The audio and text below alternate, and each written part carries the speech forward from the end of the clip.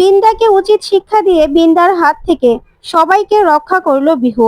হ্যাঁ বন্ধুরা, এমনটাই দেখা যাবে। তাই সম্পূর্ণ জানতে ভিডিওটিতে লাইক দিয়ে চ্যানেলটি সাবস্ক্রাইব করে দেখতে থাকুন। গল্পের শুরুতে দেখা যাবে বিন্দা রাঙার মাথায় বন্দুক ধরে থাকে আর বলে, একদম কেউ নড়াচড়া করবেন না, অনেক জ্বালিয়েছেন, কি ভেবেছেন আপনাদেরকে ছেড়ে দেব? তখন বিহু বলে, বড় মা, মাকে ছেড়ে দাও, মাকে প্লিজ, তুমি কিছু করবে না, মাকে ছেড়ে দাও। তখনই বিন্দা বলে, নিমখারাম, একদম চুপ। তখনই ওর লোকদেরকে বিন্দা ভিতরে ডেকে আনে আর বিন্দা বলে, তোর মা যখন ছিল না তখন তোকে কে বড় করেছিল? সে ছোটবেলা তোর মা তোকে রেখে চলে গিয়েছিল, তারপর থেকে সব আবদার তো আমার কাছেই ছিল, আর তুই সব ভুলে গেলি? মায়ের টান জেগে উঠেছে না? মায়ের টান জেগে উঠেছে, দাঁড়া তোদের দেখাচ্ছি মজা, আজকে সবাইকে একসঙ্গে শেষ করব। তারপর বিন্দার লোকেরা এসে সবাই মিলে সেখান থেকে রাঙাদের পরিবারের সবাইকে নিয়ে চলে যায় বিন্দার ডেরায়। তারপরে বিন্দার ডেরায় নিয়ে গেলি, সেখানে বিন্দা নিজের ফর্মে চলে আসে, নিজের গোপ দাড়ি সব খুলে সবার সামনে আসে আর বলে, ওয়েলকাম। আপনাদের সবার সামনে আমি এরকম ভাবে এলাম কেন জানেন তো? মরার আগে, যাতে এই বিন্দাকে দেখে আপনারা বুঝতে পারেন যে আপনারা কি করেছিলেন আর কিসের শাস্তি পাচ্ছেন। আমাকে দেখলেই আপনাদের শরীরে জ্বালাপোড়া করবে আর ভয়ে গাটা শিউরে উঠবে, সেই জন্য। তারপরেই দেখা যাবে বিন্দা বলে, দেখুন আপনাদের জন্য সবার জন্য চেয়ার রেডি আছে, যে যা জায়গায় বসে পড়ো, গিয়ে একলব্য গিয়ে বসো, রাঙা বসে পড়। তখন রাঙা একলব্যকে বলে, চল উনান বাবু, মরলে না হয় একসঙ্গে মরবো সবাই, বসে পড়। তারপরে একলব্য গিয়ে চেয়ারে বসে পড়ে, ওইদিকে রাঙাও গিয়ে চেয়ারে বসে পড়ে। এক এক করে সবাই চেয়ারে বসে পড়লেই ওইদিকে বিন্দা বলে, খুব কষ্ট হচ্ছে তাই না, খুব কষ্ট হচ্ছে।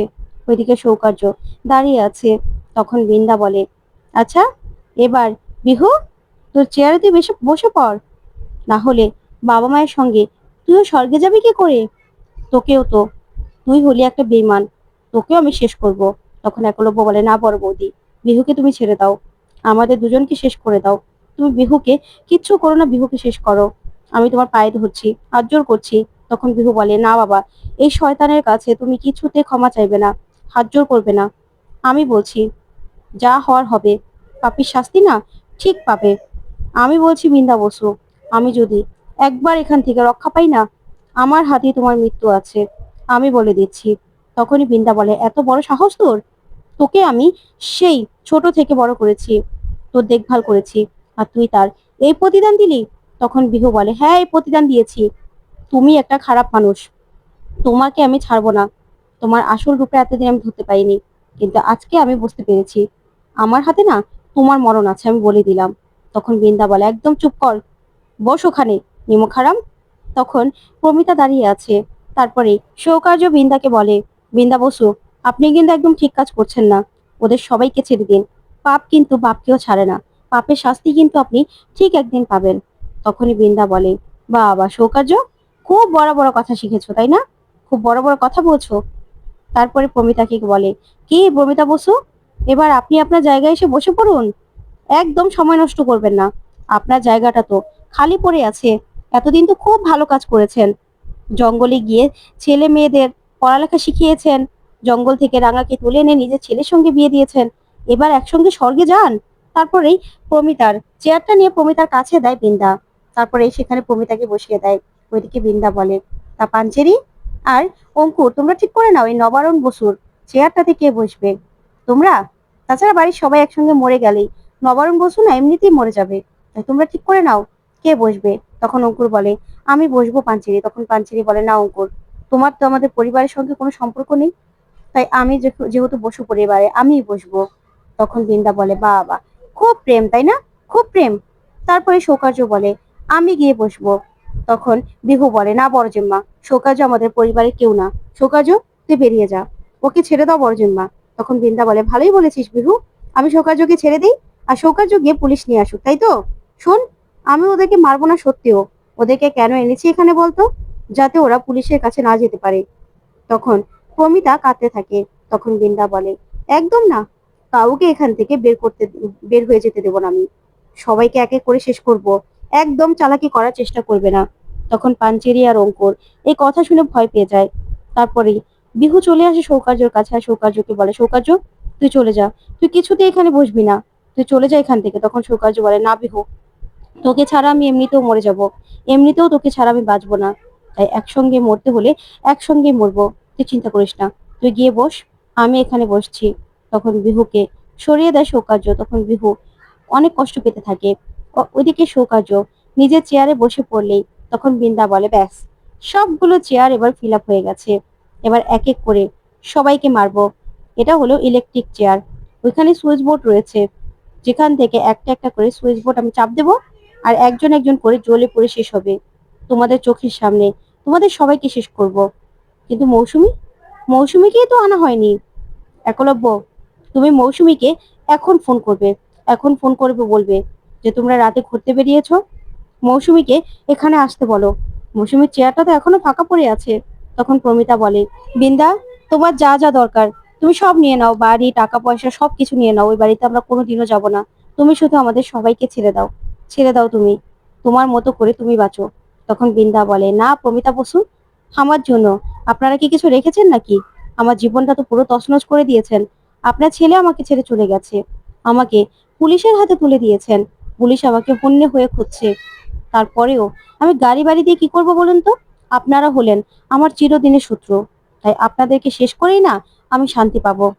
আমি শান্তিতে একটু স্বস্তি দিতে পারবো। তারপরে যদি আমার কিছু হয়েও যায়, আমার কোনো রকম কোনো আফসোস নেই। একলব্য, তুমি এখনই মৌসুমীকে ফোন করো, মৌসুমীকে ফোন করে এখানে আসতে বলো। তখন রাঙা বলে, না না বড় বৌদি, তুই আমাকে মেরে ফেল, আমার সঙ্গে তো শত্রুতা, তো তুই আমাকে মেরে ফেল, আর তুই সবাইকে ছেড়ে দে। তোর তো সব রাগ আমার উপর, আমি তোর সঙ্গে অন্যায় করেছি, আমার জন্য তোর সব প্ল্যান ভেস্তে গেছে, তুই আমাকে শেষ করে ফেল। তারপরেও তুই আমার স্বামী, আমার সন্তান, তারপরে মা, সবাইকে ছেড়ে দে, তুই ছেড়ে দে। তখন বৃন্দা বলে, বাবা, একজনের প্রতি আরেকজনের কত মায়া, কিন্তু আমি তো কাউকে ছাড়বো না। এই বৃন্দা বসুর হাত থেকে তোরা কেউ রক্ষা পাবি না। কি বলেছি? মৌসুমীকে ফোন কর, মৌসুমীকে ফোন করে বল এখানে আসতে, তাহলেই তো মৌসুমীর চেয়ারটা ফিল আপ হবে। নাকি মৌসুমীর চেয়ারটা তো ফাঁকা রয়েছে এখনো, মৌসুমীকে তো আসতে হবে।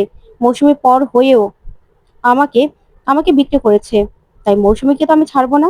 এই বলে বিহুর দিকে বন্দুক ধরে বৃন্দা, আর বলে, বিহুকে শেষ করে দেই। তখন বিহুর দিকে বন্দুক ধরতে দেখেই একলব্য আর রাঙা চিৎকার করে ওঠার বলে, না বড় বৌদি, ছেড়ে দে, ছেড়ে দে আমার মেয়েকে।